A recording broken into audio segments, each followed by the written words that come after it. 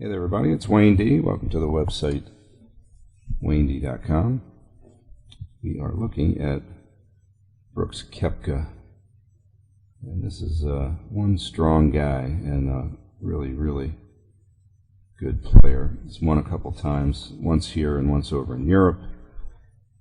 Came up working his way up through the Challenge Tour over in Europe, and has really come close in a couple other events. So very powerful, and a really cool looking swing. I had about got a half of a face-on view here and a nice down the line here, both in slow-mo.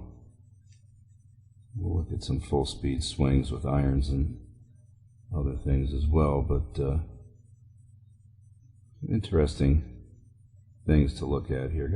Got a nice still camera here, sitting at 3-wood off the tee.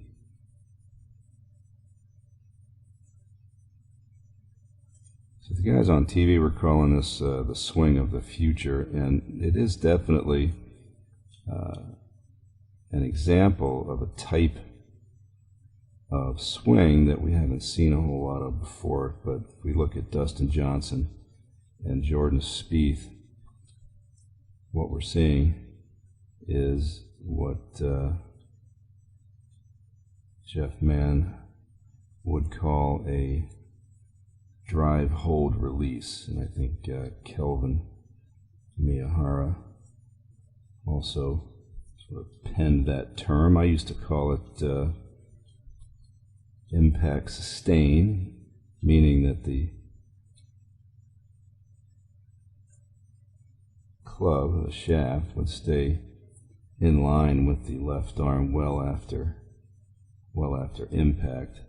Now, I didn't really expect to see that with the driver, but as we saw in DJ's swing and in Speith's swing, you'll see that club, like Koepka here, lined up a long time. Now what that means is that the left wrist has bent down and the right wrist has remained bent back, and thus the term drive.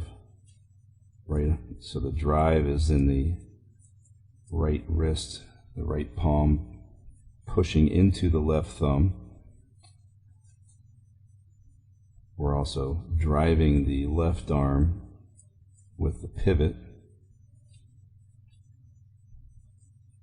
and on the left hand side we're looking at it appears to be held. And one thing is for sure, this type of release action will minimize face rotation through impact.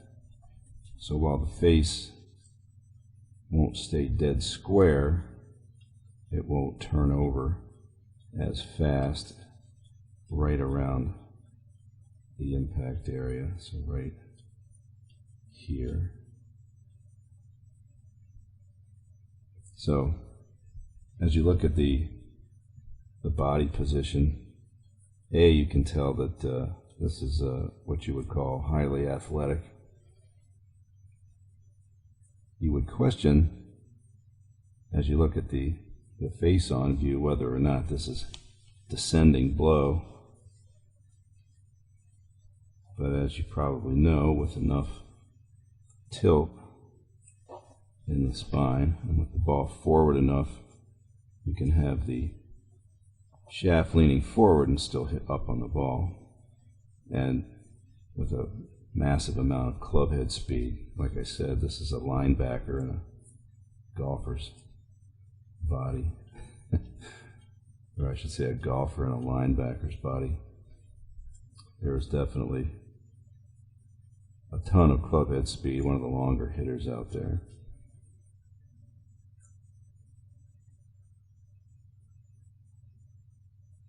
So as you look at this part of the face-on, it's too bad we didn't get the whole thing, but that's what they tend to do.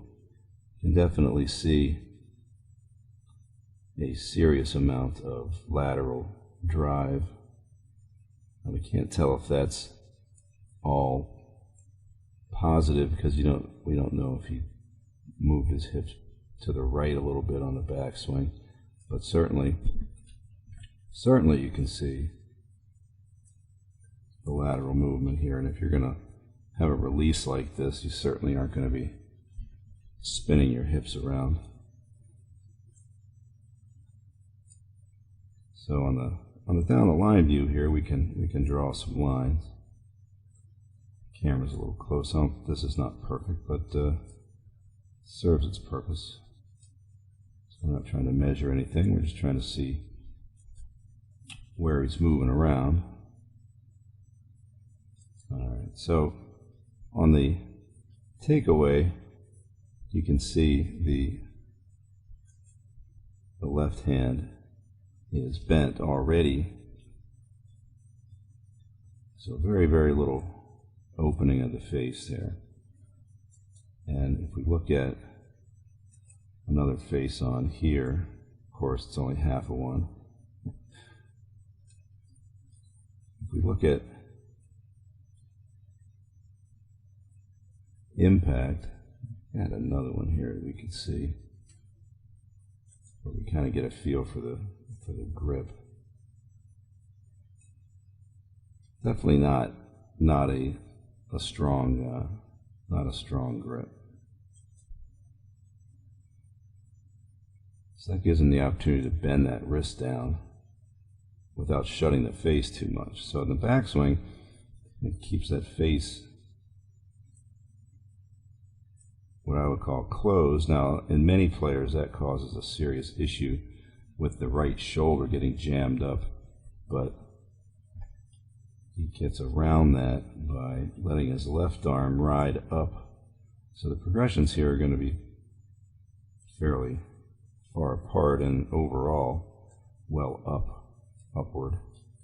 So we're going to go from the shaft angle to left arm parallel. He's going to move up from 46 to 56, so that's 10, so that's pretty much in front. Now if you go back and look at some like old Tiger swings, he would go back in 10, but then he'd have only one more up. And if you look at this, that's 56 to 62, so that's a 10 and a 6. That's way up. So that's a big upward dispersion there. And at the same time, the right arm is still in front and not flying around. If you look at the leg movement, it's a pretty athletic posture with a lot of knee flex, and if anything, it's going to add some as he compresses into the ground in the backswing. So let's take a look. Going back, watch the right leg. So it's definitely, if you ask me, has flexed more, and at the same time the left knee has not really gone out very much. Now that's a sign of strength. That's really difficult to keep the pelvis tilted in here and not have that left hip jut forward a whole bunch. And you can see the head is dropped a bit due to that additional knee flex.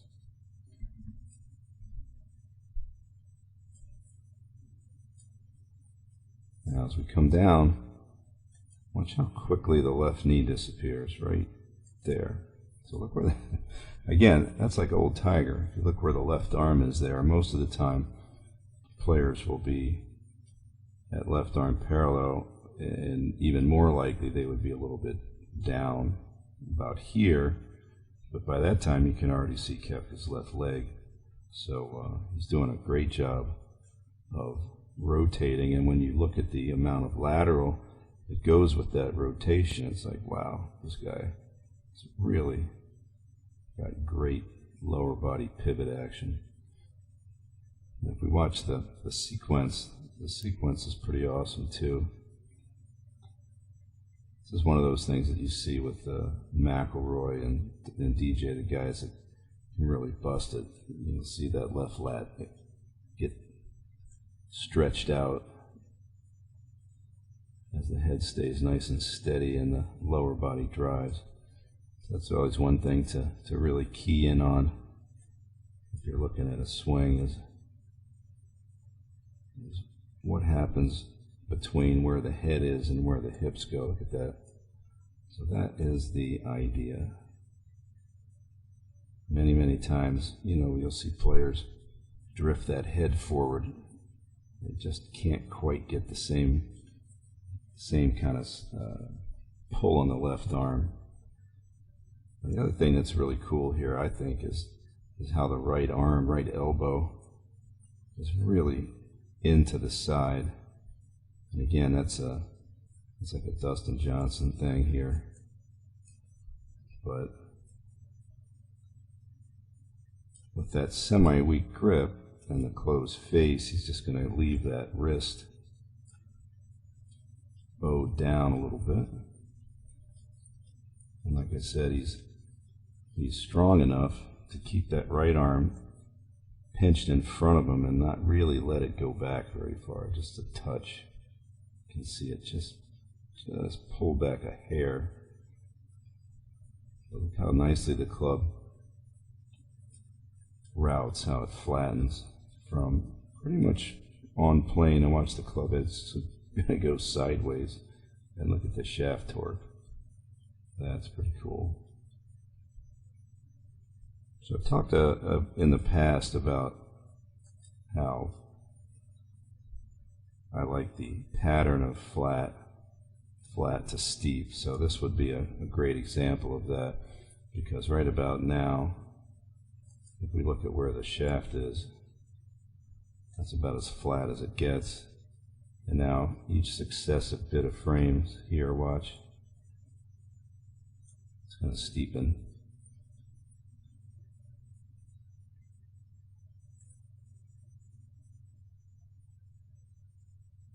And look at the right arm. Look at the right arm. Get that space. Got tons of room in there.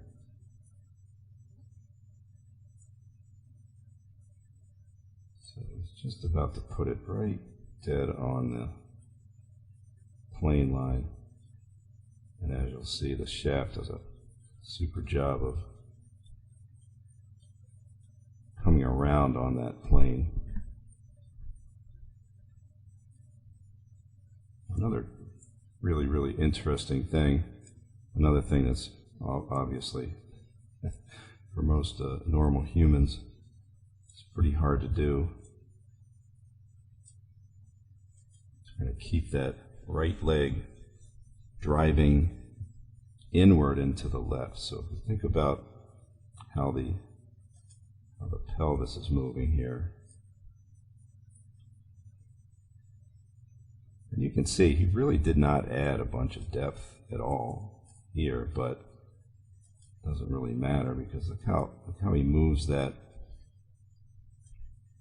right hip from way deep. So here's the right hip position's way back. He's just going to swivel that thing and drive from the ground and move the entire pelvis forward as it swivels. So we're going from clockwise motion here. We're going to switch over to counter. And one of the big keys here is you're not going to see any forward movement in that left knee. That thing's going to retract. See the butt's now against the line again. The knees are maybe a small trifle forward, but he's back in that box. Now, this is huge key. That right hip is still driving, swiveling inward and pushing up and left. Watch the drive of the legs. Watch how the right leg is going to shoot up into the left here. So again, right side of the pelvis is driving inward and up into the left. Look how deep that is. So if we go back and look at one more thing, if we look at the head movement, it'd be better if I could draw a straight line.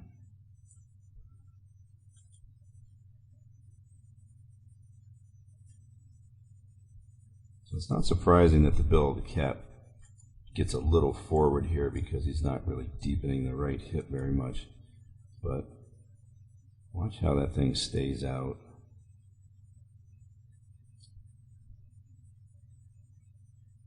And that's pretty cool. So, for all you lowering bashers, dipping people who think that's horrible, there's another guy. I mean, everybody does it. It's just silly that you even hear guys talk about, you know, Tiger's not dropping his head anymore, because all these guys do that. So that's just pretty awesome stuff. Beautiful. Great golf swing. So let's go real quick to let's show you a wedge shot here. Regular speed.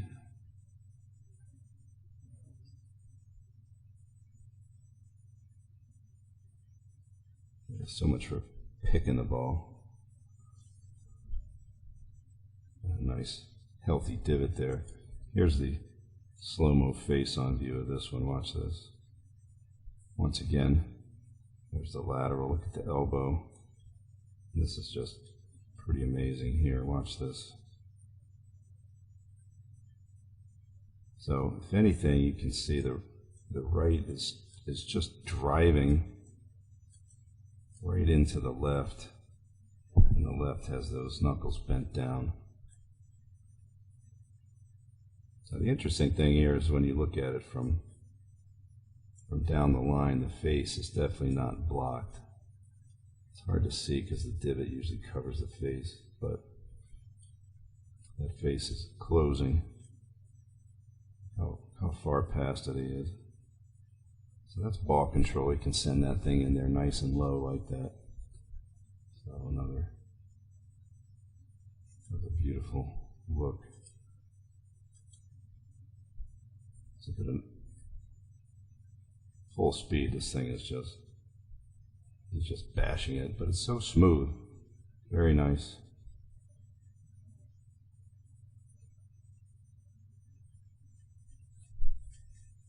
All right.